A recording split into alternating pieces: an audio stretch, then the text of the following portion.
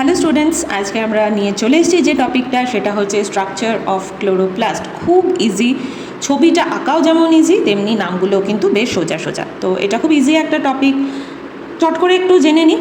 সেটা হচ্ছে photosynthesis. Photosynthesis চ্যাপ্টারের মধ্যেই অ্যাকচুয়ালি এইটা পড়বে। তো ফটোসিনথেসিস কোথায় হয়? ফটোসিনথেসিস হয় লিফে, গাছের পাতায়। কে হেল্প করে? Green pigment, chlorophyll. এটা আমরা অনেক ছোটোবেলা থেকে পড়ে আসছি, তো এগুলো আমরা জানি। এইবার যেহেতু একটু ক্লাস উঁচু হচ্ছে, আমাদের আর একটু বেশি জানতে হবে। সেটা কীরকম? লিফের মধ্যে থাকে মেসোফিল সেল, মেসোফিল সেলের মধ্যে থাকে ক্লোরোপ্লাস্ট, ক্লোরোপ্লাস্টের মধ্যে থাকে গ্রানা, গ্রানার মধ্যে থাকে থাইলাকয়েড, সেই থাইলাকয়েডের মেমব্রেনের মধ্যে থাকে ক্লোরোফিল।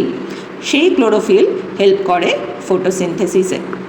এবার আজকের টপিক হচ্ছে ক্লোরোপ্লাস্ট। ক্লোরোপ্লাস্টের বেসিক স্ট্রাকচারটা আজকে শিখব। এই হচ্ছে একটা basic structure of a chloroplast. এই ক্লোরোপ্লাস্টের দুটো লেয়ার আছে, আউটার মেমব্রেন, ইনার মেমব্রেন, এবং তাদের মাঝখানে কিন্তু ইন্টার মেমব্রেনাস স্পেস রয়েছে। নেক্সট আসছি ভেতরের পোর্শনটা। ভেতরে যে ডটেড পোর্শনটা করেছি, এই যে ডটেড পোর্শনটা, এটাকে বলা হয় স্ট্রোমা। আর কি জানতে হবে? এই যে বক্স লাইক স্ট্রাকচারগুলো, এই বক্স লাইক স্ট্রাকচারগুলোই হচ্ছে গ্রানা। কিন্তু গ্রানা হচ্ছে প্লুরাল ফর্ম, গ্রানা হচ্ছে প্লুরাল ফর্ম।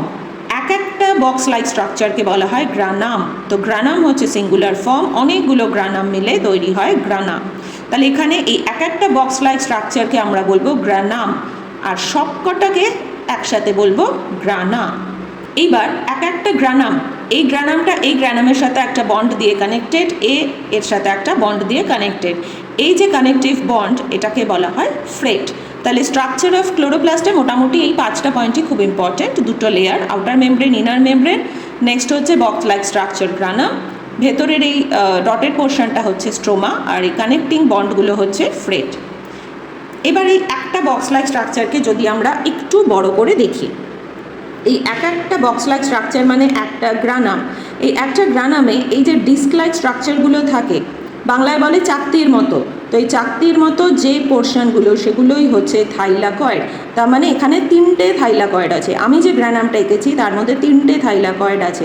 থাইলাকয়েড হচ্ছে ডিস্ক লাইক স্ট্রাকচার, যেটা গ্রানামের মধ্যে থাকে। একটা, দুটো, 3টে থাইলাকয়েড এখানে আমি এঁকেছি। এই থাইলাকয়েড বা ডিস্ক লাইক স্ট্রাকচারের যে মেমব্রেন, সেই মেমব্রেনের মধ্যে থাকে ক্লোরোফিল, আর ক্লোরোফিল হেল্প করে ফটোসিনথেসিসে। এবার এই ফটোসিনথেসিস টপিকটা আমরা ডিটেলে পড়ব নেক্সট ভিডিওতে উইথ প্রপার ডায়াগ্রাম। এই হচ্ছে overall structure of a chloroplast.